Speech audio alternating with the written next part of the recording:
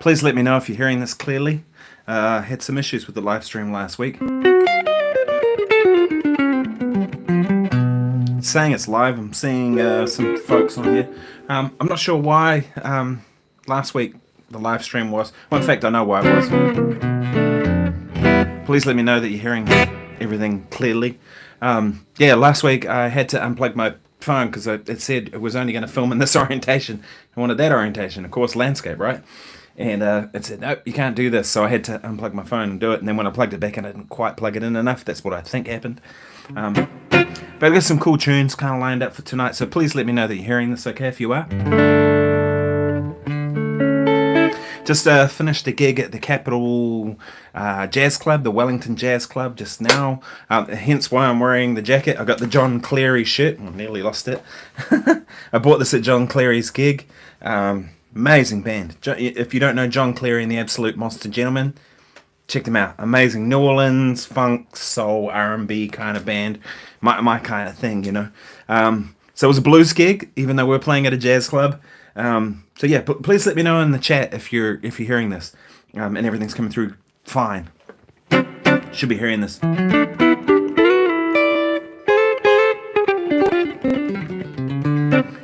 If you haven't got a drink already, please grab a drink. It's going to be one of those nights. Guitar sounds great. Excellent. Thanks, Will. Yeah, it's going to be... oh, cheers, Peter.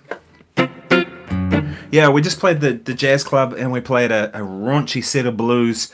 A couple of sets with Neil Billington, hence why I've got the hat, the whole get-up. But I had to wear this because, you know, some blues cred in there with wearing a John Cleary t-shirt.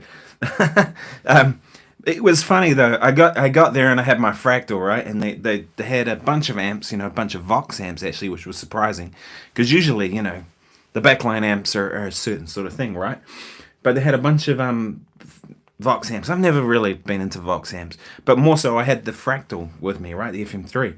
And I wanted to plug into the return of the effects return, right? So essentially you're going into the power stage, just using the power stage and the speakers, the Fractal's doing all the work, right? And then you go out to the front house, right? But the input on the amp, the return, was bust. It wasn't working at all. It was like completely destroyed. So I was like, what am I going to do? So I plugged into the front of the amp, and I left the amp modeling on and all that stuff because I wanted the same as what's going out the front of the house. But this amp, you know, I managed to plug it into the effects return a little bit, but it was distorting. I thought, maybe it's because it's bust. So I plugged into the main channel of the amp, and no, the amp was distorting. So even at low volume, it was distorting. But it was lucky it was a blues gig, because it was like these kind of guitar parts were coming out as...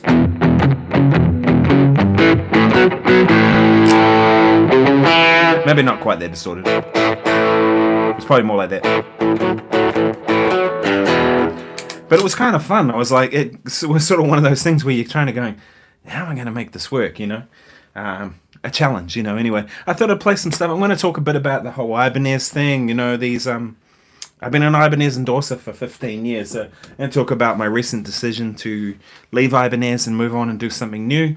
I've had a bunch of people send me questions and say, whoa, dude, like, didn't see that coming, and why, what's going on? So I thought, easiest is just make a video about it. But I'm going to play, I feel like playing some, I just finished some blues, so I'm going to do a Robin Ford style blues. This is a track you'll have heard me do before. It's a good one. Where is it? Here we go. So please let me know if you can hear the track, right? If you can't hear the track, do let me know. Because last week someone said loud and clear, and of course there was no track, it was just me. Which was like, what? So you should be able to hear it now.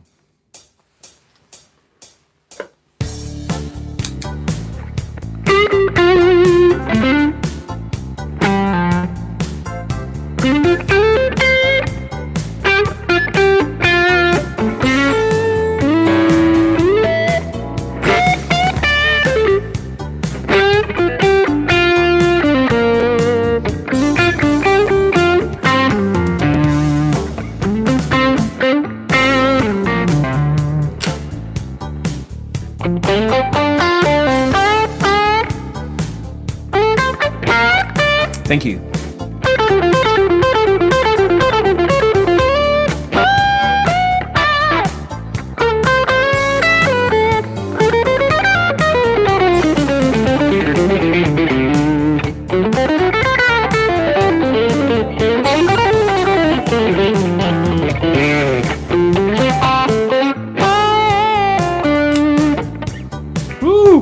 That was a glitch in the track, not me.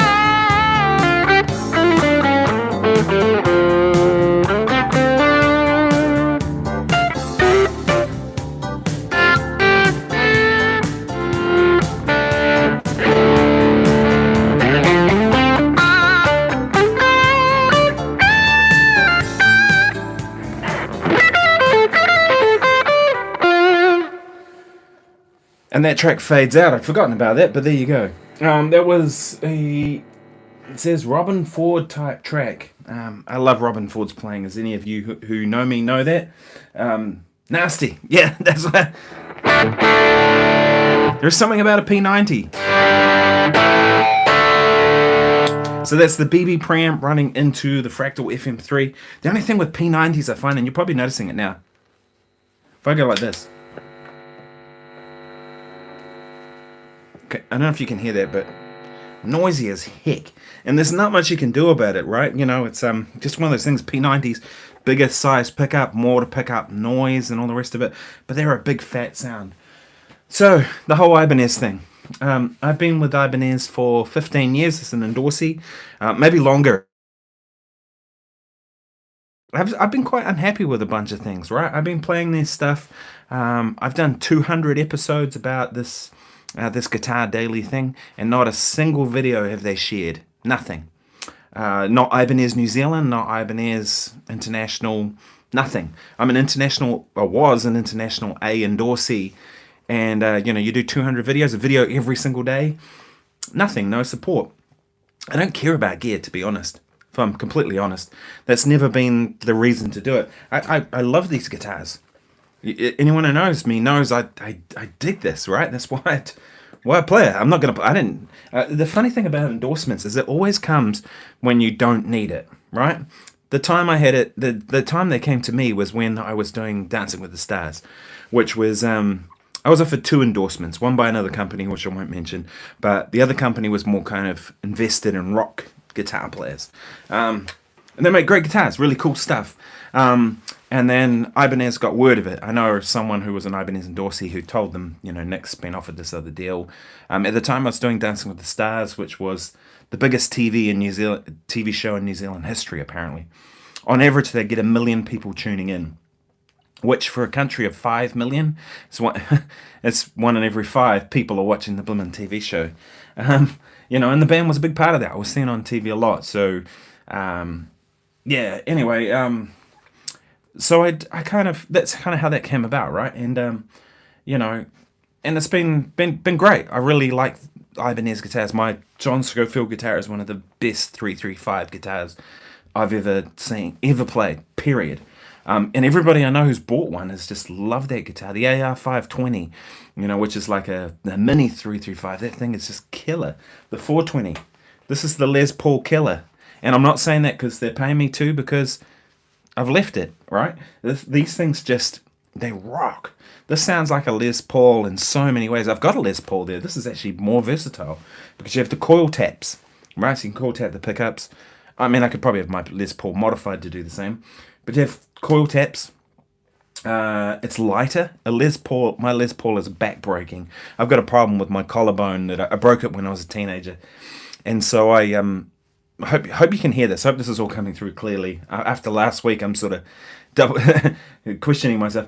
But I broke my collarbone, so right where the strap sits, I can't play a Les Paul anymore. As much as I love that sound, so this guitar is about 2.5 pounds lighter than my Les Paul, and so it doesn't stress because I broke this. The muscle in the back works overtime, so I find even with a good leather strap, the Les Paul's just too heavy. I can't do it live.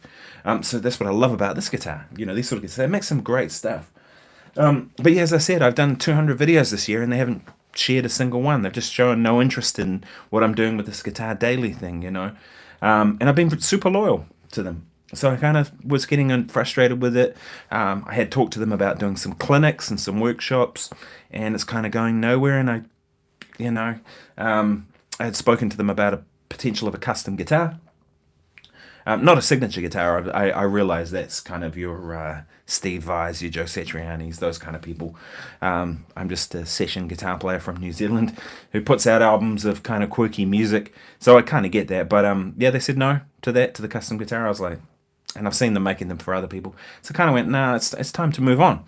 The other thing too was we're doing these daily videos is, I want to be able to show you guys this sort of stuff, right? Like this Pori Smith guitar. I've had this guitar. This is the guitar I started my career on. It's kind of an interesting guitar. You can see it's kind of beat up. Someone removed all the finish, and if you're endorsing another company, it doesn't really work so well. But ultimately, one of the key reasons, and this is something I've been thinking about for a while, is like if I was to have one guitar, what would that one guitar be? Like all my favorite guitar players all play one guitar. Wes Montgomery. Excuse me. He played an L5, right? Grab a drink if you haven't. This is Wes played an L5, and Pat Metheny, it's the 175. John Schofield is the Schofield model, which before that was the AS 2000, 200, 2000. Let me know. It's one of those two. But he played that guitar from the 80s, right? That was his kind of sonic signature. For me, Julian Lage, it's a Telecaster guitar, right? And I kind of been thinking, like, what is the one guitar that kind of is me and what I do? And, I love the Telecaster for a lot of reasons. There's a lot of things that, like, if you hear this all the time, that people say if you could only have one guitar, it should be a Telecaster. By the way, you've probably noticed that. This is an American Highway 1. This is one of the ones where they put the thinner finish on it. Sounds better for it, if you ask me. But man, I can't deal with that telly thing with a sharp edge there. So I took a Shinto rasp, a Japanese rasp, and rounded it over a little bit. I actually think it looks kind of cool. But now it's... So I kind of been thinking about that. So the custom guitar with Ibanez would have made a lot of sense. I can't have heavy guitars anymore. This is super light. Most of my guitars are. This guitar here is pretty light too. I really like this Talman, as you know. It's a pretty light guitar. I can't do heavy guitars anymore because because I broke that collarbone, as I mentioned. My back, the muscle in the back works overtime. It's right where his strap was. Even this, I use this on the gig tonight at the jazz club, even though we're playing blues. I know, weird, isn't it? But even this was feeling a bit heavy for me. Like I was sort of noticing it on my back. It's one of those real bummer things, I was a teenager when that happened, and but had we built a custom guitar, that might have been a thing.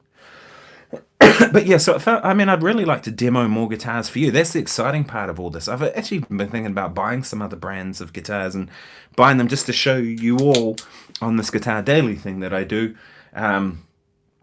Show you some new instruments, There's some really cool guitars out there that I think people would like to see. Cheers, everyone. I had a guy who makes headless guitars in New Zealand reach out about demoing some of his guitars and showing my audience this stuff, and I was kind of reluctant to do it at the time, but now I can. So it's I'd love to show some Gretsch guitars, Peter. I think Gretsch make great guitars. I don't own any Gretsch guitars, and I love Gretsch guitars. I think the White Falcon is one of the coolest looking guitars ever, and Gretsch do a certain thing that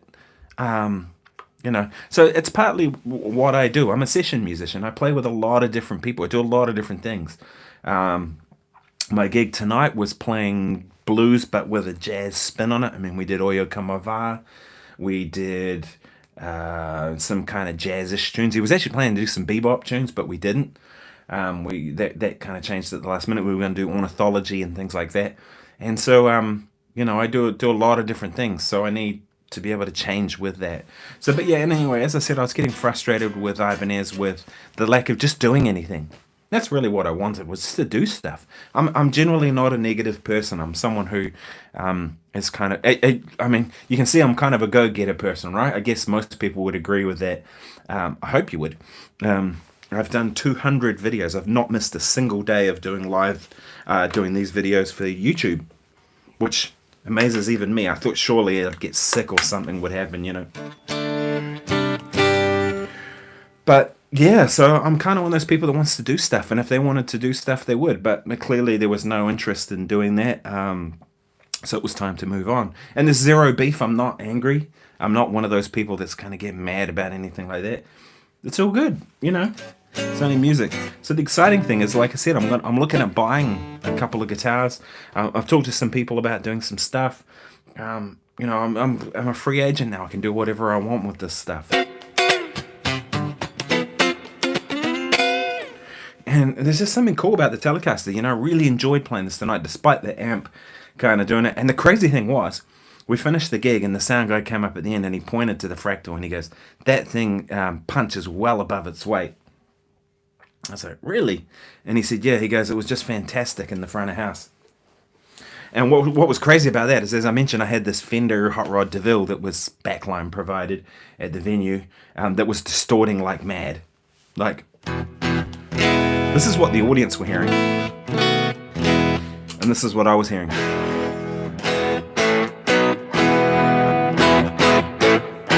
So I'd go, we'd do Georgia, and I'd be like...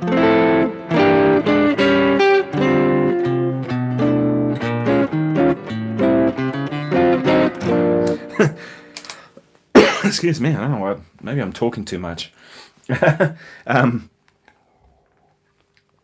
Cheers, everyone. But having a distorted amp, but I was stoked that he thought it really worked well. And it was pretty simple. I took the Fractal FM3, which is largely what I'm using for gigs at the moment because I've kind of figured out. And then I had the BB preamp for my lead tone, mostly because I like to be able to adjust it constantly. And I know you can do that in the Fractal, but it's just easier with the pedal. So that's what I did, and I used the Telecaster into that Hot Rod DeVille, which, because we were doing a lot of different things, and yeah, so it's kind of exciting. I'm looking forward to it. I'm hoping some companies will reach out and want me to demo their stuff and show you for Guitar Daily. That'd be really cool to show some new guitars. I was talking to my friend Lee Jackson the other day, a really great local New Zealand guitar player, someone who I've stolen more licks off than probably anyone. Actually, Lee Jackson taught my guitar teacher too, Caleb Pritchard. So in essence, I kind of learnt from Lee via Caleb. But Lee's got some beautiful instruments, stunning instruments. He's got a 64 Strat. I've talked to him about it. I was like, man, I'd love to just show my audience. And so I invited him. I was like, Lee, come around and bring your guitar and come and play and show these things. He's got a beautiful old L5. He's got an old 69 Telecaster that looks very similar to this one. Yeah. So, and I finished the David Beebe interview. We did that the other day. That kind of came out cool. I haven't edited it yet, but I will do as soon as I get a minute. Hopefully I can make that work. I sort of was, I had a few technical issues. Everything's been done in a rush lately, so issues happen. But yeah, I'm hoping to get that one out soon. He had some really insightful things to say. That dude can really play, and it was really fascinating that there was a guy who went through a really prestigious school in Leeds. Same school Simon King went to, same school Tom Quayle went through. They were all a couple of years older than him, I believe. But, there's a great school. And he said that once he got out of school, that's when he really worked hard on his playing, got his technique up and all that kind of stuff. Yeah, if you've just joined too, please like the video. All that stuff helps. So yeah, I'm looking forward to being able to play lots of different instruments. Especially this Telecaster. I bought this in 2007. It's an American Highway One Telecaster, and these were some of the cheaper Telecasters because they've got the thinner finish. As you can see, it's sort of and I got my daughter to draw her hand on it when she was 4, and one day I said to her, one day, there you go, you can have it, but for now, draw your hand on it. Sort of a reminder of why I do some of the crappy gigs that I do.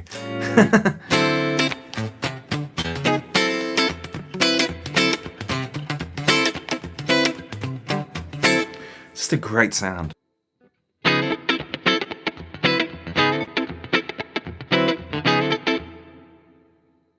other thing I did is I figured out some new sounds in the fractal, a new way of doing it. So this is my clean sound. And then added delay, which meant that if I went to a lead tone,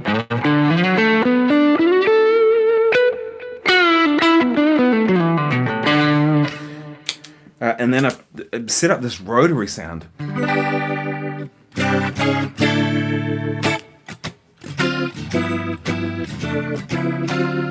which worked really well.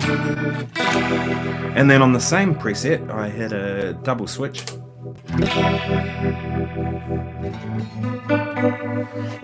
Excuse me.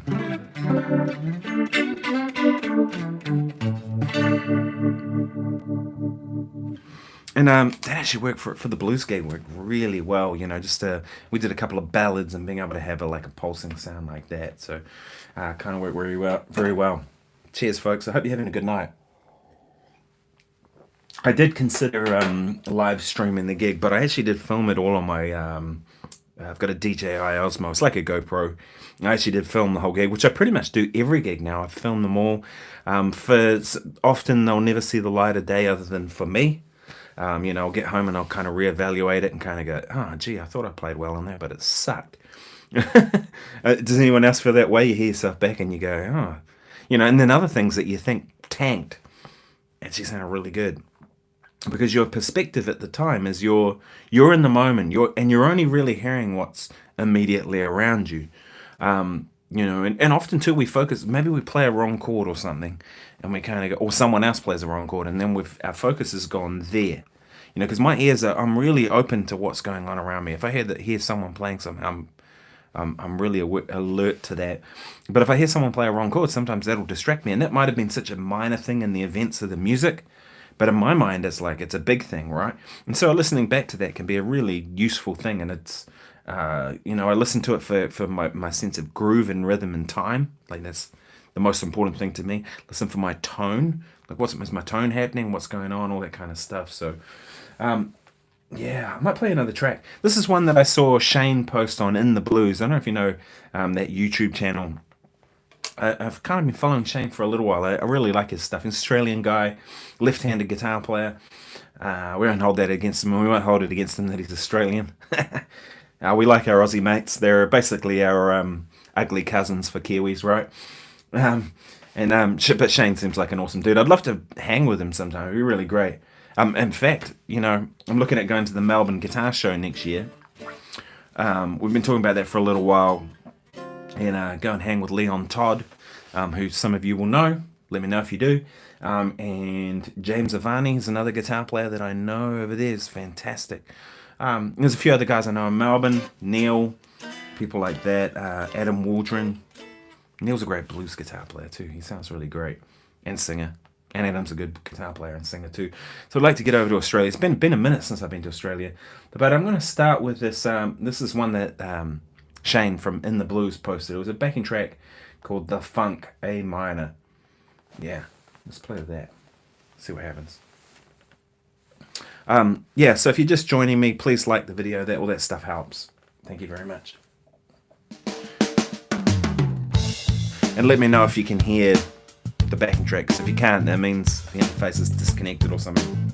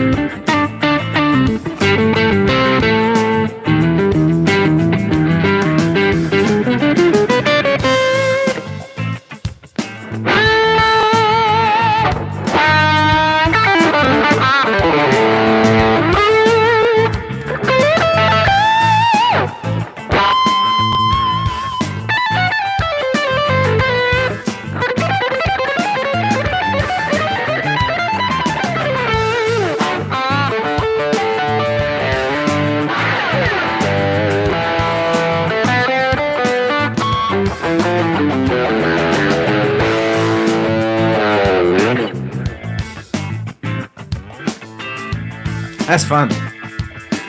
So that was a backing track, as I mentioned, that Shane had posted called The Funk. What the channel is called. There's no way I'm ever going to be able to say that channel. Gernot. Looks like it could be German, maybe. And then the second word is BLU with the 2 dashes over it. Whatever those are called. MEL. And then the third word is GITEATERRICHT. Guitar something, maybe. If anyone knows how to speak German or whatever language that is, let me know. But yeah, that's a fun backing track. I like that one. It's cool. If anyone knows any cool backing tracks, let me know about them. So it's kind of messing around with the octave pedal there. I really like the Boss OC2. I've had this one. I've got 2 of them. This one here is like a mint condition one, and then I've got an old battered one that I've had for ages. And they just sound great.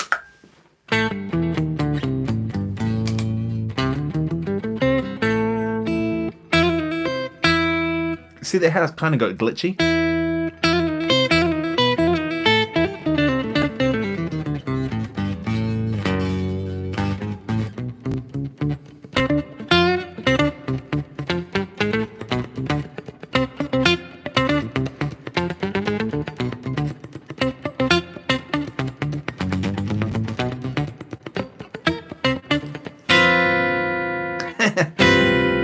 It doesn't track very well at all. The other thing too, so I've got that there. I like that better than the octaves in the fractal.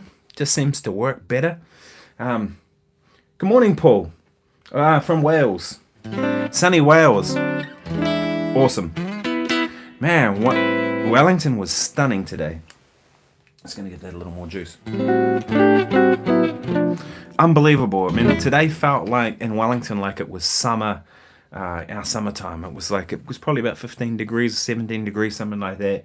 So, and it wasn't overly hot, but it was warm enough, and it was no wind, and it was still, and it was like everyone was out at the beach. And Kapiti was as well, Simon. Yeah, I bet it was. The Kapiti coast is always a couple of degrees warmer. I mean, I've got the south coast to deal with, right? So we get the nasty winds coming through. But yeah, it was stunning today. So, yeah, the winter in Wellington has been pretty mild.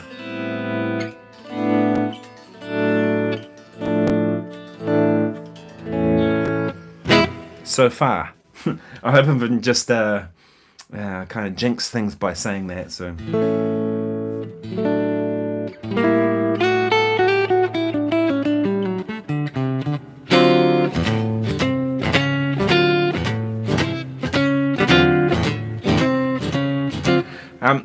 I'm going to say this, and I'm not meaning to name drop, but it will make sense when I do it, if I don't say who it was. But I did this tour some years ago with John Schofield, and we got to. It was really early on. Like I just bought the John Schofield model, and he was coming through New Zealand, and I was tasked with looking after him. And I got to spend a week with him, you know. And it's basically I was his bum boy, right? I had to go and run around after him and do everything, you know. And he was totally cool. Like he was he got that I was a guitar player and obviously into the music and all that sort of stuff. But I had to, you know, sort of pick them up from the airport and get them to the gigs and make sure the amps was there and the gear and all that kind of stuff. And but it was cool, you know. And at one point we played together because there was one of the gigs was cancelled, you know, one of those things. And I had to and I remember we played this blues thing. We played a couple of jazz tunes as you do, and we played this blues thing, and I did this.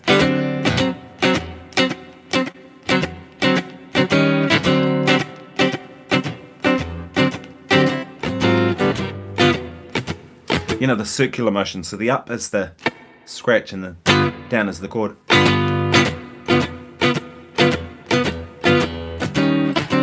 And he stopped me and he goes, What is that how that you're doing? And I showed him. And he was like, I can't do that. And I saw him kind of trying to figure out how to do it. Oh, evening from Melbourne. Yeah, I guess it's a different time in Melbourne, isn't it? I love Melbourne. Melbourne's my favourite Australian city, although I do like Sydney as well. I like a lot of Australia. The Gold Coast is stunning too. But Melbourne, it's just there's a real heartbeat about Melbourne.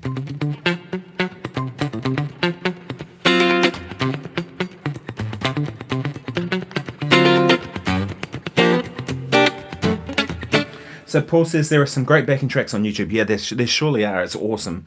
If you need links, and send them later. Yeah, please do. I tend to use Bobby's backing tracks. They're definitely the best. Bobby's backing tracks. Okay, I'm gonna have to check that out. So I started with this Pori Smith before.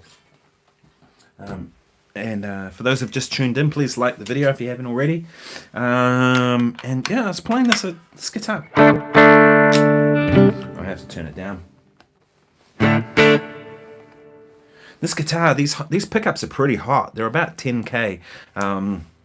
They're P90s. These are the original pickups that came in it. I had them all put back in. So kind of this guitar got messed with for a little while. Joel, you made it. And you're a cowboy, are you? Or are you saying I'm a cowboy? Yeah, so P90s, I got them put back in. When I got this rewired, because it was kind of messed with a little bit, I got the pots changed. These are now 1 meg pots, which seems crazy, right? You'd think they'd be overly bright, but they're not. It sort of works in this guitar.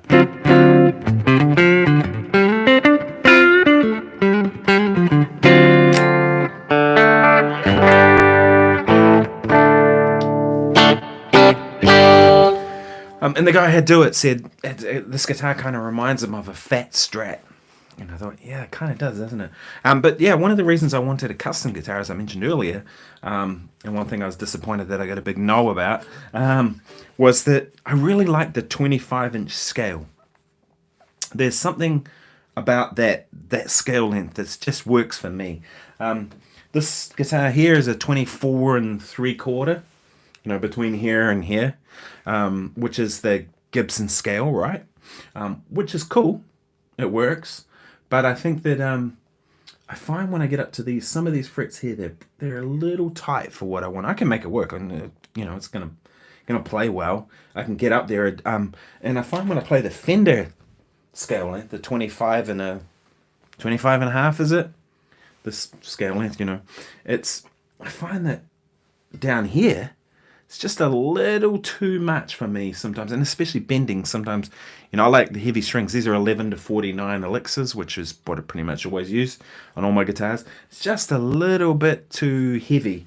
So I find that the 25-inch scale seems to be the sweet spot.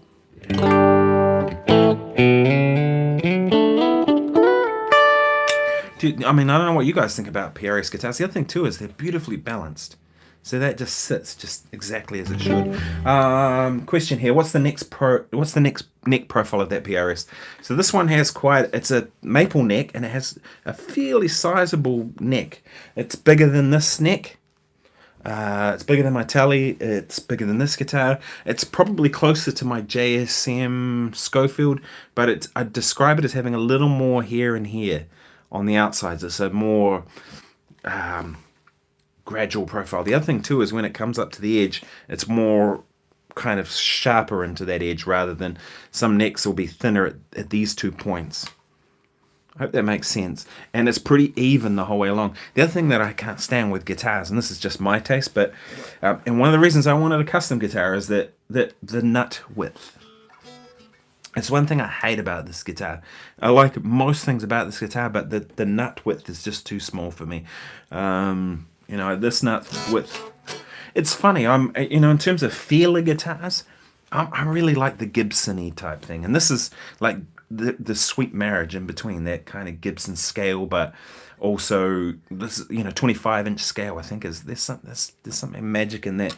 This is 25 and a half. It's just a little bit longer for me, but I like the Strat thing too. What I like about the Strat thing is they're super dynamic and open, because the low output pickups. I think low output pickups are where it's at. Maybe I'll get Glenn to make me some pickups for this. Kind of thought about that. Yeah. So G Flat says, I can never understand why the shared saddle arrangement on the Tele doesn't cause intonation problems. I never actually hear intonations, but I don't understand why. Okay, so this one, if you check out the bridge, I've actually changed it. I've changed the bridge pickup too. If anyone knows any good Tele pickups, I hate that bridge pickup. This is a Seymour Duncan JB. It's too hot for me. It sounds really thick in the mid-range, and it doesn't blend with the neck pickup at all. This is a Damasio area. I really like them.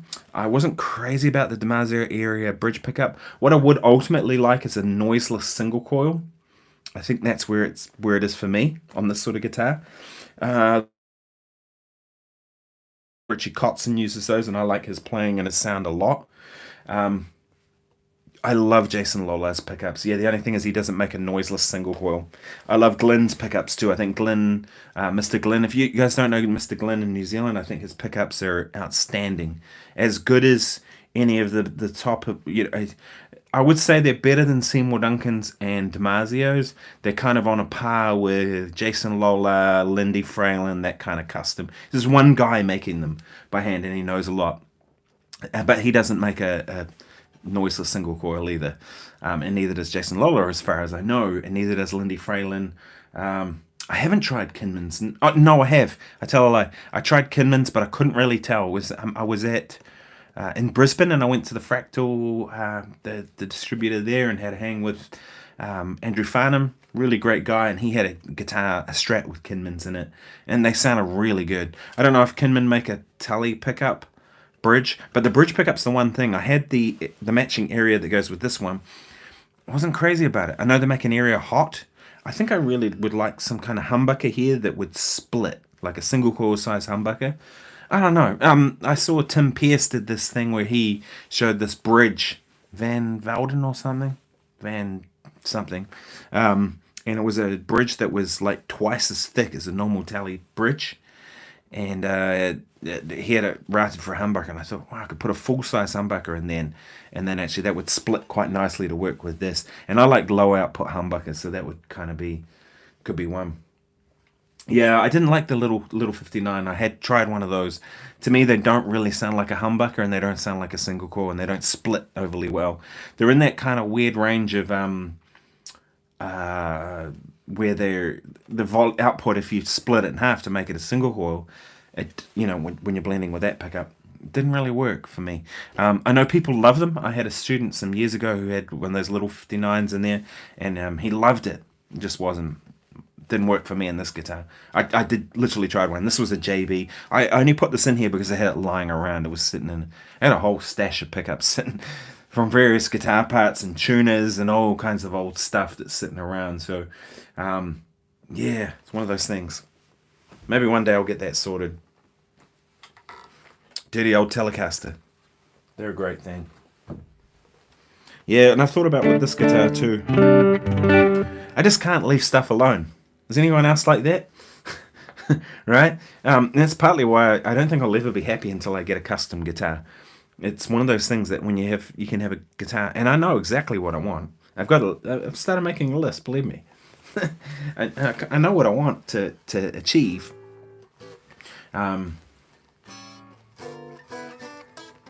You lie, Simon. I know you've thought the same questions. The same questions of yourself, right? Like custom gear. I'd love to be a beta tester for gear. That'd be great. Beta, however you say that. I know some people who do, and they sort of that could be kind of cool. Send me stuff and I'll check it out. And yeah, but ultimate guitar for me would be some kind of shape like this. Would actually probably be a solid body, not a hollow body. If I was just to have one, because I think a solid body has a little more weight in certain notes, and you can do a lot more things with it. They're also a bit more bulletproof. I would have a mini humbucker in the neck. I'd have a true single coil in the middle, and I'd have a full-size humbucker in the bridge, but really low output, like about 7K, 7.5K. So 6K, 6K, 7K. I'd have two controls, one volume. The volume has to be here for me. I hate not having the volume there. I need to be able to...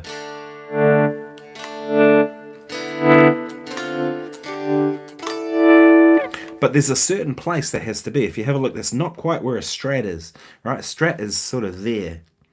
To me, that's the ideal place where a tone control can live over there, and there's 5-way blade switch between it, and a coil tap for the bridge pickup. 25-inch scale. I'd want a bone nut. I'd want a mahogany neck, probably mahogany body, maple top. Things like that. So I'm going to play another tune. This is one that I was kind of thinking about as well. This is this came up. I found this one. It kind of looked cool, so I'll play it on this guitar. Why not? Yeah, so if you've just tuned in, please like this video, and if you haven't got a drink, grab yourself a drink. I'm having gin and tonic, and I've got this really cool glass. It's awesome, isn't it? My wife bought me a bottle of gin last year for my birthday, and with it came this Japanese, there's a Japanese gin called Roku gin, and I like this glass. It's pretty cool. But if it's early in the morning, then grab a cup of coffee or a glass of water or whatever you're into. That's all good. But sit back and relax.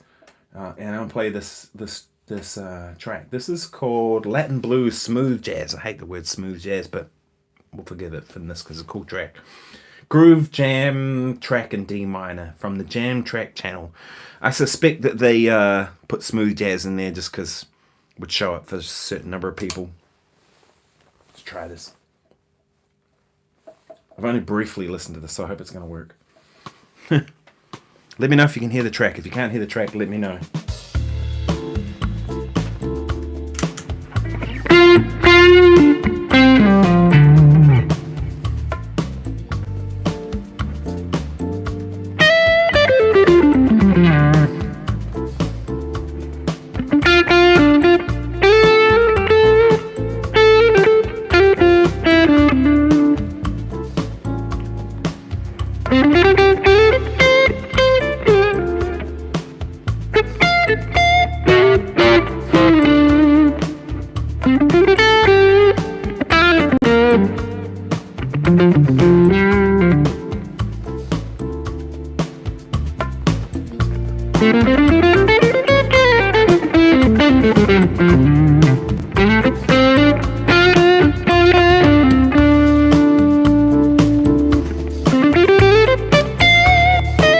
Hopefully that's better.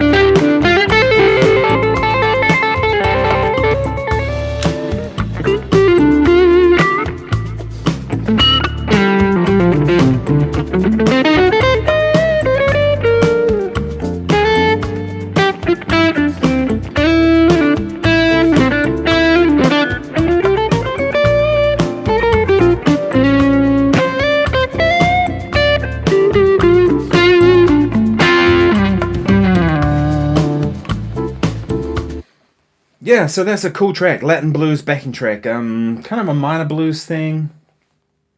It really works well. So G flat is sounding good. Thanks, Simon. Less guitar, more backing track, more macking track, macking track. I think I know what you meant.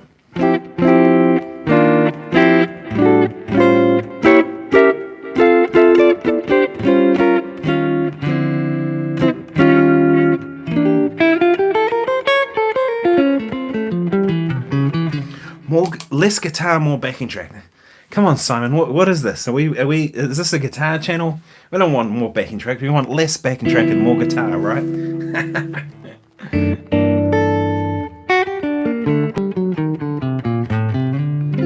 Band was stonking tonight. It was such a good band. I love playing with those guys. Darren Mathiasen on drums. They such a badass, like right from the first sound check, he just finished a gig and he kind of another gig and he kind of raced in and set up the house kit and then he went to play this beat and I was just like, man, the feel, just kills me every time I play with D.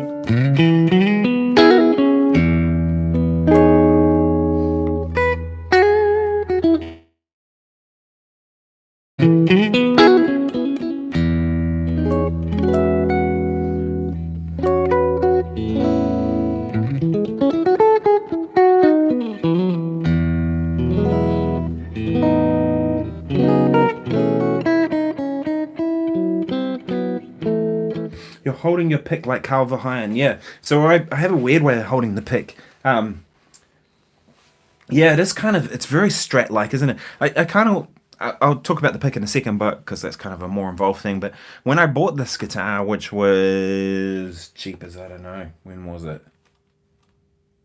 2005, 1995, somewhere around there. 2000s, 90s, it might have been 1990s, I don't know. But there was two that came into New Zealand, and I'd only ever seen a Porritt Smith once before. And it was a guy, Gary Verburn, he was playing with the Cats Away, and that great song Melting Pot, and he had a Porritt Smith on the coil tap thing, and I just went, wow, that's super cool. And then two came in, a red one and a blue one, this one and another red one.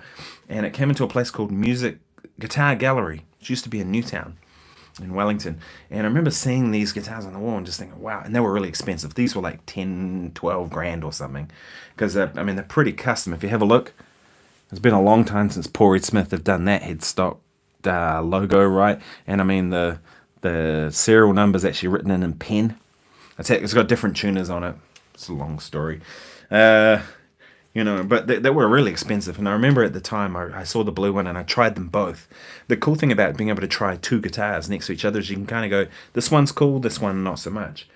And I tried them both, and the red one just wasn't as good as the blue one. So I kind of went away and I thought, I'll save up some money. I came back in to have another look at it, and it was gone. And it was bought by the guy that owned the shop. I was like, Anyway, years later, I bump into him and he says, that Porritt Smith's for sale. And I was like, wow. And I was like, go on. And I kind of been thinking this thing, like I've kind of avoided the Strat. And actually, I think I'm going to make a video about that, why I don't like the Strat. And don't kill me, I know some people love the Strat, and I totally get why. I don't know. There's something about the Strat that just kind of, I guess because it's so commonplace, right? You see so many great players playing Strats that I just don't want to play a Strat for that reason. So I was kind of looking for something that wasn't a Strat but kind of was. And that's what this was, right? But the thing is, P90s don't really sound like Strat pickups either. So it didn't really do the Strat thing, but it kind of did its own thing.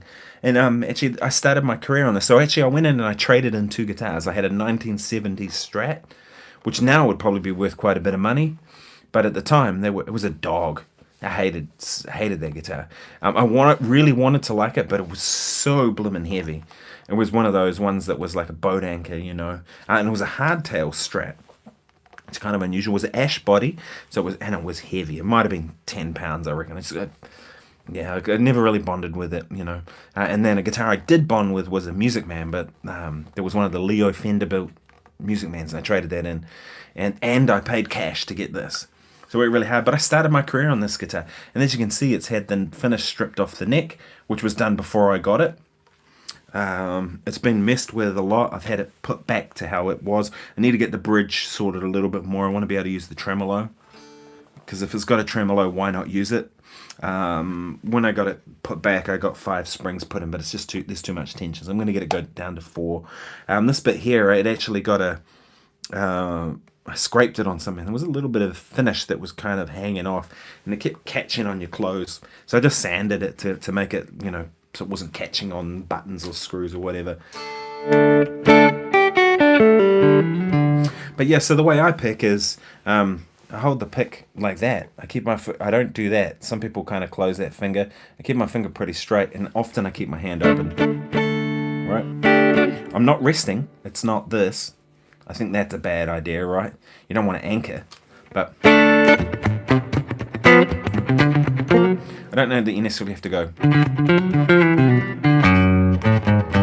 I don't know that there's one way to do picking, right?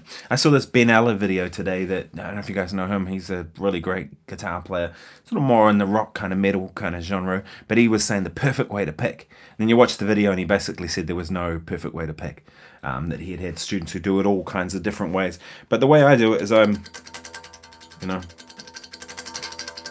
this sort of approach. And I try and keep things as loose as possible and no tension. I've never had RSI because there's no tension. Even though my arm was a bit sore today, I don't know why. I must have strained it picking up something or whatever, but it was a bit sore today. I keep super loose, no tension in that, in either hand really. And I think that's one of the key things. Don't tense, You ever notice how great players pick in a non-conventional way? George Benson, Pat Metheny, Mateus. Yeah, but some great players do pick in a conventional way too, though, right? Like Steve Vai, right? He definitely picks in a very conventional kind of way. If you were to kind of isolate it down to that, heaps of players. But yeah, there's definitely. I think there's some merit in kind of looking at doing things your way. Right? If you think about John Scofield, right? He never really had a great alternate picking kind of this kind of thing, So he kind of worked on this legato thing, develop, hammer-ons and pull-offs to be able to, You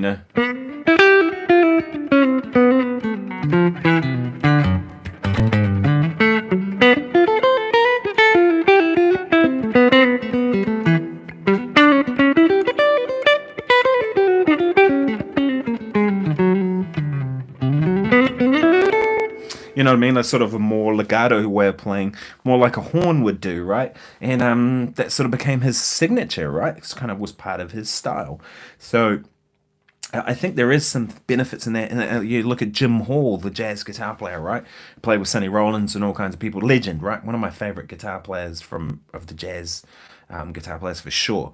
And Jim Hall never really had a lot of chops, so he kind of went, well, when people play fast, I'm going to play more melodically and more harmonically adventurous. Made that his thing instead of feeling he had to bust a whole lot of eighth notes out, even though that was kind of what was happening a lot in jazz at the time, because Charlie Parker had done his thing with bebop, and all kinds of players, John Coltrane, and of course he was playing with Sonny Rollins, who could play eighth notes over anything at any tempo in any kind of way, and he couldn't do that. Or at least I don't think he could. So he kind of worked on developing a technique, because everything's a technique, right? If you're making a sound, it's like a technique to get to that. Yeah, I've been thinking about it a lot lately too with my technique, and it's been one of my missions this year is to improve my technique, and I feel like it's getting somewhere. It still feels like there's a long way to go in terms of what I want to achieve, but it's getting there. I anchor, little finger anchoring. Yeah, I suggest don't if you can, only because if you're anchoring your little finger, you're sort of taking away movement. If you have a look at this guitar here, you probably can see there's a bit of wear just there, because picks kind of going across it, hands going across it. There's nothing wrong with that. One of my favorite guitar players, a guy called Lance Sewer, who I played with a lot when I was sort of coming up, and when we did the first season of Dancing with the Stars, he was guitar, but him and I were both the guitar players on that show. And then unfortunately it got cut down to just one guitar, so it was just me after that, which sucked because I loved playing with another guitarist, and Lance is one of my favorites.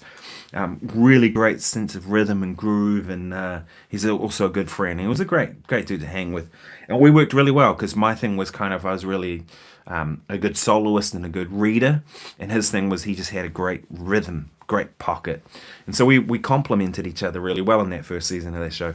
But anyway, he kind of anchored a little bit on there, and he sounded great. So there's no right or wrong, but I just say that anything that you're doing that's stopping your hand movement, I often will sort of rub my, I don't know if you can see that, but there's a bit of wear there on the bridge, and that's because that's kind of where my palms, I'm not resting on it, but it's kind of where I'm aware of where that point on the guitar is, if that makes sense. It's sort of almost like it's not an anchor point, but it's like it's a feel thing. But I've been thinking about it a lot too, like what I do and how I approach the guitar, because my focus for a long time has been about tone and about rhythm, and I found that a reference point, exactly, that's a good way of putting it. Thank you, Simon. Yeah, it's a reference point. It's not an anchor point. But my focus has been tone and rhythm, groove stuff. That I found my technique was just getting sloppy and not really where I wanted it.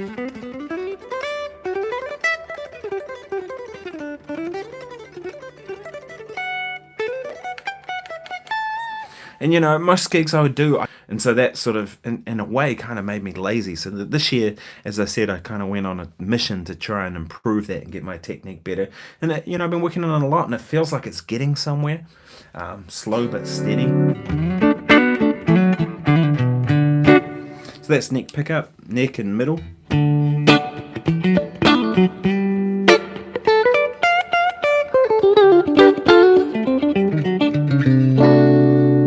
Middle pickup. I've never been a middle pickup fan. I don't know about people. I know people love it, but it kind of works for that, right? If you want a kind of a quirky,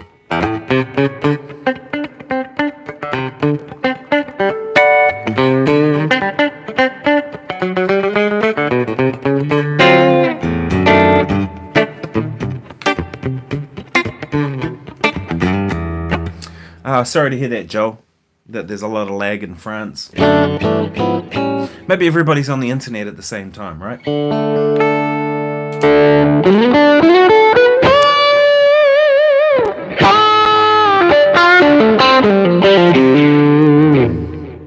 That's one of my favorite settings on this, is those two pickups.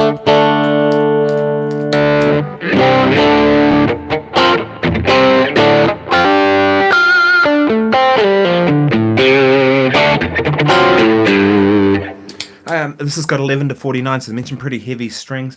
And then, of course, the bridge pickup, which unfortunately on this guitar, noisy.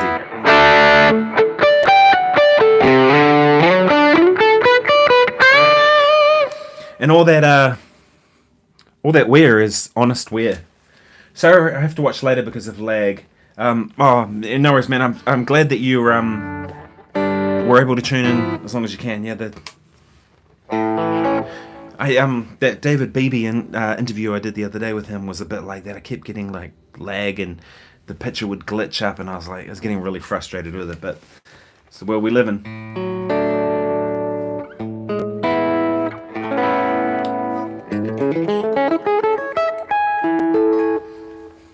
Do you guys have this? I'm not saying this as a pitch that buy my shit. That's not where I'm going. This is free, so you don't have to buy it. Just go and have a listen. It's on Bandcamp. This is an album I did in Los Angeles with these great musicians. That's Dylan Elise, and it's Ben Shepherd, and Gary Novak was the engineer. The Gary Novak. If you don't know who Gary Novak is, you should. Gary Novak was the drummer with Chick Corea for a long time, and a bunch of stuff. Wrote some of the classic Chick Corea stuff. He was also the drummer with Alanis Morissette, For a while, he came to New Zealand with Alanis Morissette, which I thought was crazy. He was with Alan Holdsworth, George Benson. I mean, legend. And he engineered this album for us, and we got together in a studio, and we jumped in there and we played. We sort of came up with some rough ideas, and then we jumped in the studio and recorded them, and that became this kind of funk album. So, like I said, I'm not pitching to buy it. It's free. Go on Bandcamp, have a listen. I'd love it if you would go and have a listen and check it out, because that's why we do this stuff, right? I've been thinking about making a new album. It's just been something kind of on my agenda for a little while, and I've been working on this funk album for probably about 5 years now. I think 5 years ago I started tracking stuff with everything that's been going on. You know, do you ever play acoustic? I do play.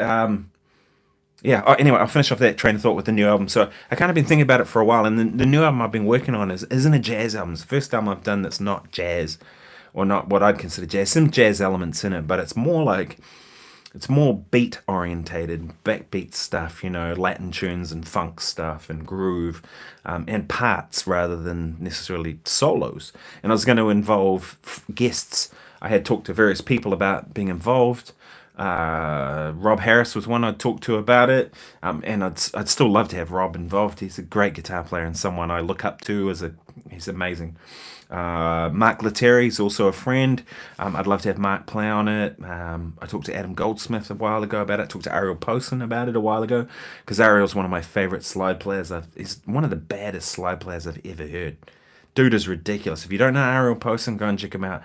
The way he plays slide, I can only ever dream of doing that, So, and then some local players here too. People like Lee Jackson and Harry Harrison and Dixon Nacy would be people I'd like to use, and Heather Webb. People like that. Rob Galley. It'd be great to get Rob on a track. Great guitar player. These people.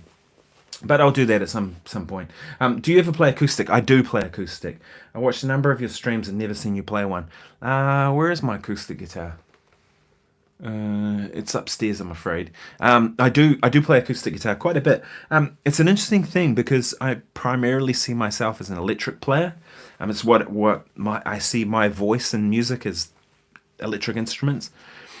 But I often play acoustic guitar, even with We Will Rock You, which is mostly electric. There's one tune I have to strum acoustic on. I have a really nice Martin. An interesting thing with YouTube videos, when I do these YouTube videos, if I play acoustic guitar, the video does way worse than all the other ones. I don't know why it's like that. I mean, maybe more people on YouTube want to see electric guitar. I don't know. Maybe people associate me with electric guitar, so when I'm playing acoustic, they're not interested. I don't know. And same thing with rhythm guitar. If I do stuff about rhythm guitar, it doesn't do as well as the stuff that is about soloing, Funny how that works. And I remember even a student one time telling me, he goes, I'm just not that interested in rhythm guitar. He goes, I just want a solo. I was like, oh, fair enough. That's all cool. That's all good. So maybe that's the thing. But I love playing acoustic guitar. It's a very pure thing. There's no bullshit with acoustic guitar, right? You have some strings and then some wood, and you've got to make a thing happen, right? I particularly like nylon string guitar. I think nylon string guitar, classical guitar, is beautiful. I'd love to actually study classical guitar more. I've played a bit of classical guitar, and I can do enough to kind of do a symphony orchestra gig if I have to, and I do. Sometimes I play classical guitar with them, but it's usually the kind of gig where maybe they'll have like Nelson Opera in the Park here.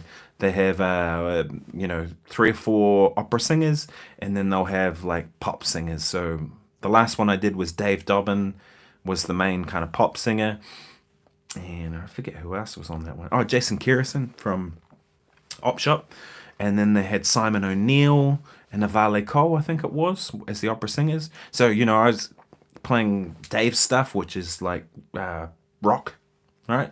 And then Jason's stuff is like pop music. And then Simon O'Neill was opera, like full-on opera.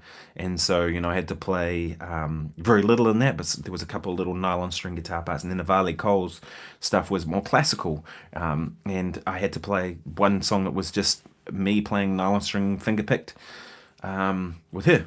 And then the year before that, I did that same gig, and they had Don McGlashan and Julia Deans. And then a couple of classical singers that were lesser known to me. And again, because I can do both. And then the year before that, there was another singer who got the gig, and she insisted that they use her band. And it was funny because I got the call about 3 weeks out from their gig. Can you come down and do this gig? We'll fly you in. The other guitar players panicked. I was like, oh, okay. So I charged them more money for last minute, as you do. And then I got the pack and I saw this person's name written across the top, and I was like, oh, okay. And then I started looking through the music, and it was all music that I was able to sight read, but he saw the classical stuff and panicked and went, "No, I can't do that." So they wanted one guitarist to do the whole lot. So I do that. So I do play acoustic, and I really enjoy playing acoustic. I should do more stuff on my channel. I do mandolin. I play banjo. I have a bunch of acoustic guitars actually. I have an old Gibson up there. I have an old Ovation, the same year as and style as Pat Metheny's, although I think Pat Metheny's is a cutaway and mine's not. But same year, same model. I have an Ibanez nylon string, which is my main nylon string because it's got a good pickup and it works well. And I've got my Martin D18, which is either a 78 or an 82, somewhere in there. We're not really totally sure. Yeah, acoustic guitar is a different thing. To me, if I'm playing acoustic guitar, I want a doubling fee. I'm not going to just go and bring another instrument in a whole different setup. It's a different thing. I don't play with a pick unless I'm strumming. But even then, it's just a different instrument. It's a different beast, a different approach. To me, excuse me. Cheers, everyone. To me, acoustic guitar kind of occupies where the hi-hat, if you're strumming, occupies where the hi-hat is,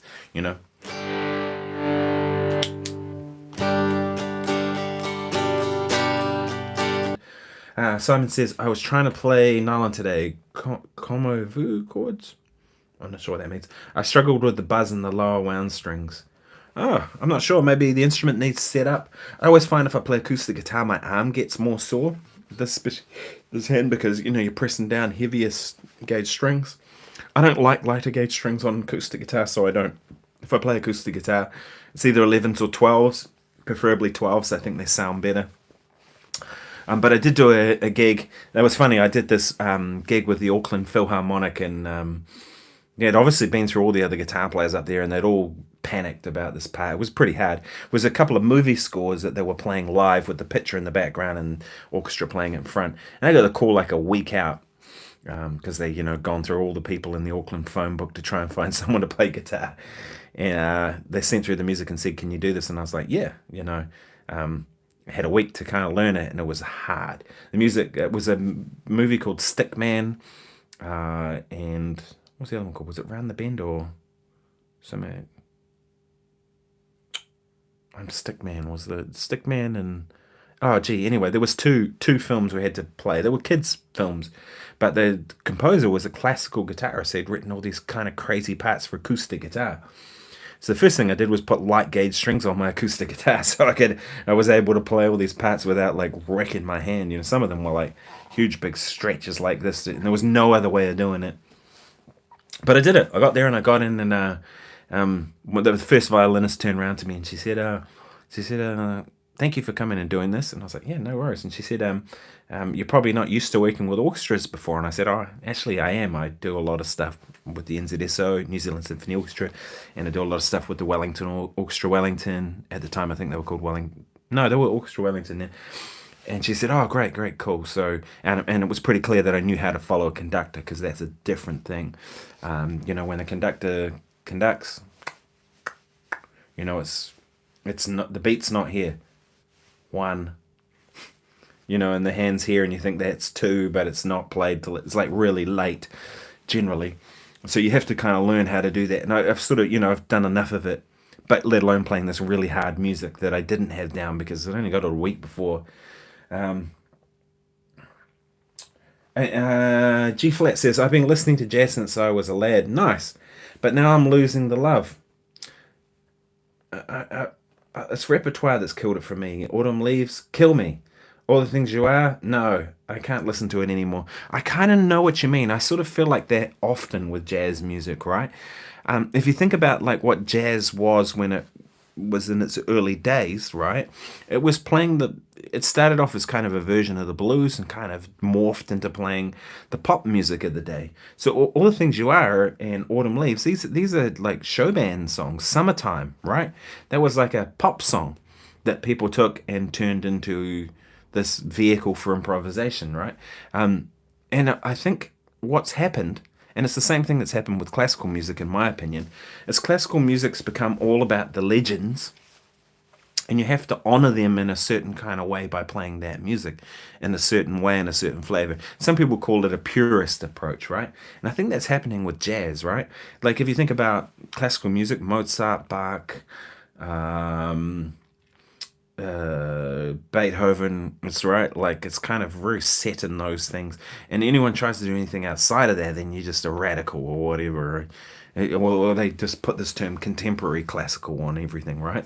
And I think jazz has kind of gone that way. You have to play like Miles Davis or John Coltrane or Wes Montgomery or that kind of stuff, or else you're a radical.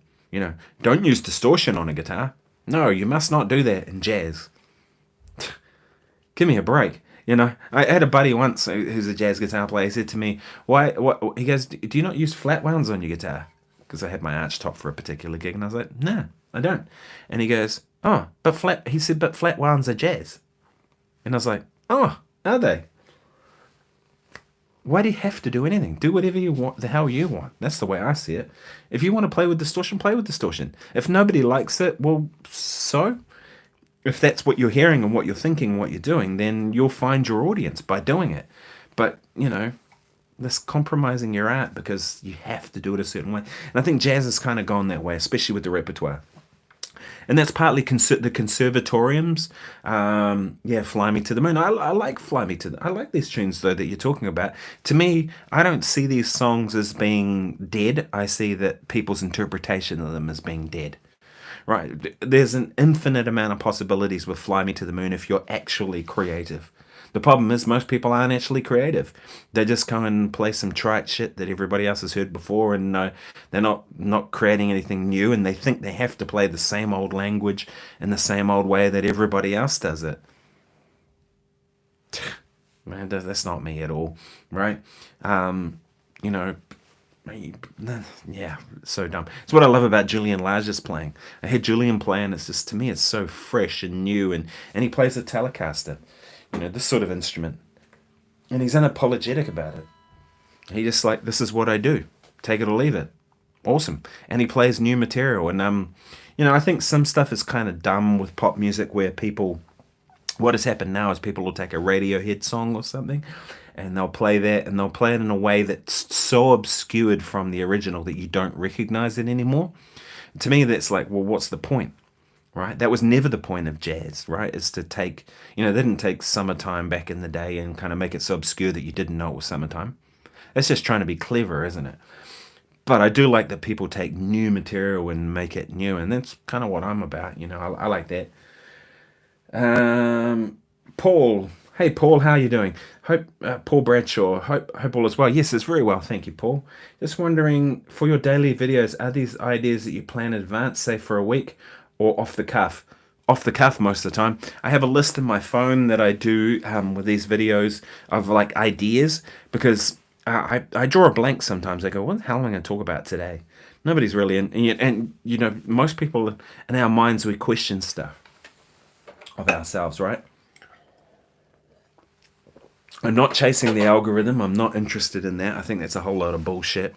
It's to me like, why? I'm not chasing views. I'm doing what interests me. That's what it's all about, right? And so if people give me suggestions and I think it's something that interests me and that's something that I can actually give some merit to, I'm into it. I'll do it. If someone suggests something and I don't think I could do it. Like I've had people ask about certain songs that are, maybe it's metal or something, and I'm like, I just don't do that. Go and see someone who does that really well. I'm not going to bullshit it and bullshit you guys. So I do, but so I keep a list on my phone. If people suggest stuff, I add them there if I think there's something that I can contribute. If I've already done it, usually I'll say, hey, I've already done this. Check this video out. Maybe I could expand on it. All kinds of stuff like that. And then usually what I do is I Yeah, Julian Lage is so sensitive to music. Thanks, Simon. I agree. So I come in sort of about midday most days, and I kind of go, which one do I feel like doing today? And I go, I'm thinking that, right?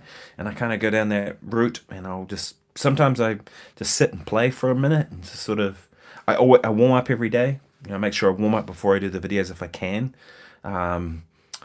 Occasionally, if I know I've got a busy couple of days, I'll film a couple in advance, only because, and I might not necessarily use them, but if like say I've got four gigs on, like Thursday, Friday, Saturday, Sunday, and I know it's going to be a bit chaotic and there's sound checks and all that stuff, I'll record a couple of videos just in case for some reason I don't actually get to here to film, then I can kind of edit that video up. I do it all on my phone. You're watching on my phone right now. So I have a microphone here. I'm going to do a studio tour. Someone's asked about that. I have a microphone here that runs through a tube preamp just here. And if you can see that, it's a DBX. It's actually not mine. It used to be mine, but I sold it to someone and he loaned it back to me. It's okay.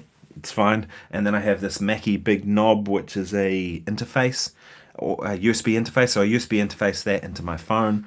And I do them all on my phone because the whole thing with doing daily videos is it has to be quick.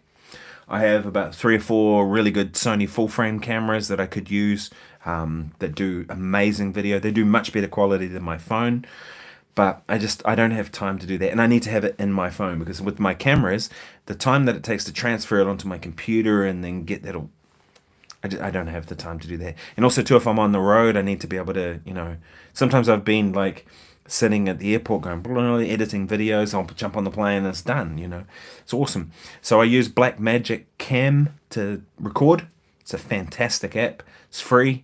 It's amazing. They did do an update where it got glitchy, so I stopped using it for a couple of days, but it came back and expensive. I bought it before it became a subscription. I hate subscriptions, but I bought it before it was a subscription, and I still have it, luckily.